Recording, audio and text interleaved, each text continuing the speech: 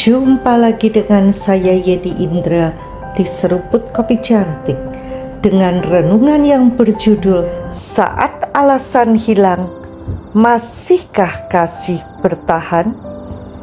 Kita hidup di dunia yang cepat berubah. Perceraian sudah jadi berita biasa. Awal gebiar-gebiar, sebentar bubar.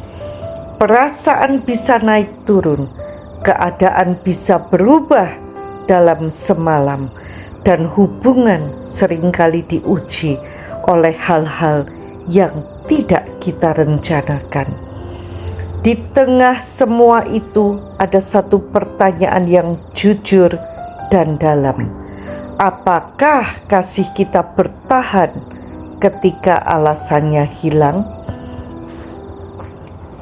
Banyak orang memulai dengan kasih karena ada alasan, karena cocok, karena nyaman, karena diperlakukan dengan baik. Tapi waktu berjalan, alasan-alasan itu bisa memudar. Perbedaan mulai muncul, ekspektasi tidak terpenuhi, luka mulai terasa. Di titik itulah kasih diuji.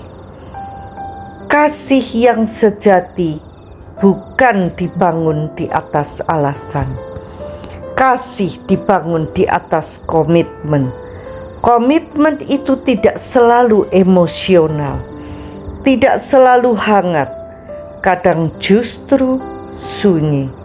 Tapi disitulah kekuatannya, karena komitmen membuat kita tetap memilih, bahkan ketika perasaan tidak mendukung.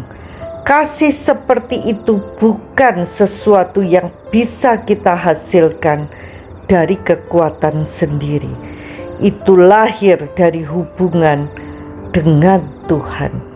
Ketika kita menerima kasih-Nya yang tidak bersyarat, kita mulai punya kapasitas untuk mengasihi dengan cara yang sama. Bukan karena orang lain layak, tapi karena kita sudah lebih dulu dikasihi. Kasih yang bertahan bukan berarti tanpa tantangan. Justru sebaliknya, kasih itu ditempa oleh musim demi musim kehidupan. Ada masa muda, ada masa sulit, ada masa penuh pertanyaan. Tapi ketika Tuhan menjadi pusatnya, kasih itu tidak runtuh. Ia justru dikuatkan. Dan menariknya, kasih yang dewasa selalu berjalan berdampingan dengan pengertian. Disinilah kita masuk ke bagian yang sering diabaikan. Setiap orang membawa cerita.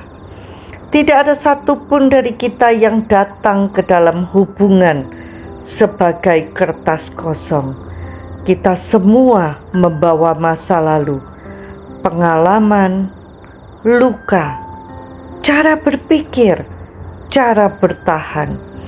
Dan seringkali kita terlalu cepat menilai tanpa benar-benar memahami.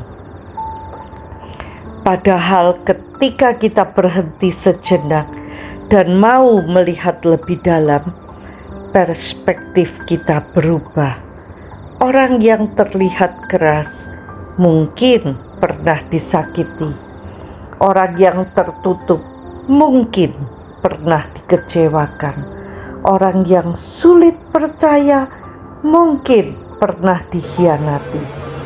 Cerita tidak membenarkan semua tindakan, tetapi cerita memberi konteks, dan konteks mengubah cara kita merespon.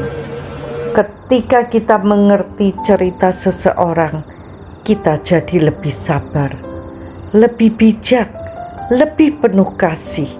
Kita tidak lagi sekedar bereaksi, tapi mulai memahami. Dan disitulah kasih menjadi nyata. bukan kasih yang dangkal, tapi kasih yang punya kedalaman. Hal yang sama juga berlaku untuk hidup kita sendiri. Masa lalu kita tidak menentukan masa depan kita, tapi masa lalu membentuk perjalanan kita. Banyak orang ingin menghapus bagian-bagian hidup yang tidak mereka sukai. Mereka ingin melupakan, menutup, atau menyangkalinya. Padahal justru disitulah seringkali Tuhan bekerja paling dalam. Bagian yang kita anggap gelap sering menjadi tempat di mana karakter kita dibentuk. Bagian yang kita anggap gagal sering menjadi dasar dari pertumbuhan kita. Kalau kita menolak cerita kita, kita kehilangan pemahaman tentang bagaimana kita sampai ke titik ini. Dan lebih dari itu, kita bisa kehilangan rasa syukur. Karena sebenarnya setiap musim, baik atau tidak, punya perannya masing-masing. Tuhan tidak menyia-nyiakan apapun. Dia sanggup memakai masa lalu, bahkan yang paling tidak nyaman sekalipun, untuk membentuk hati yang lebih kuat, lebih lembut, dan lebih dalam.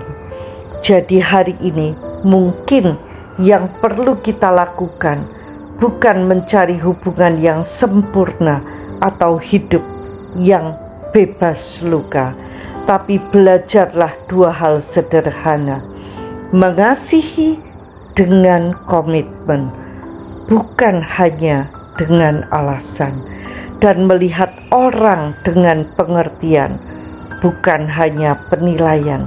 Karena kasih yang bertahan tidak lahir dari kondisi yang ideal. Kasih itu lahir dari hati yang sudah disentuh Tuhan dan memilih untuk tetap mengasihi di setiap musim.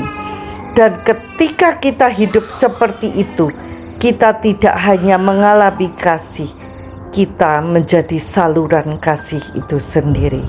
Setuju? Sampai jumpa di episode berikutnya bersama Yeni Indra di Seruput Kopi Cantik. Tuhan memberkati.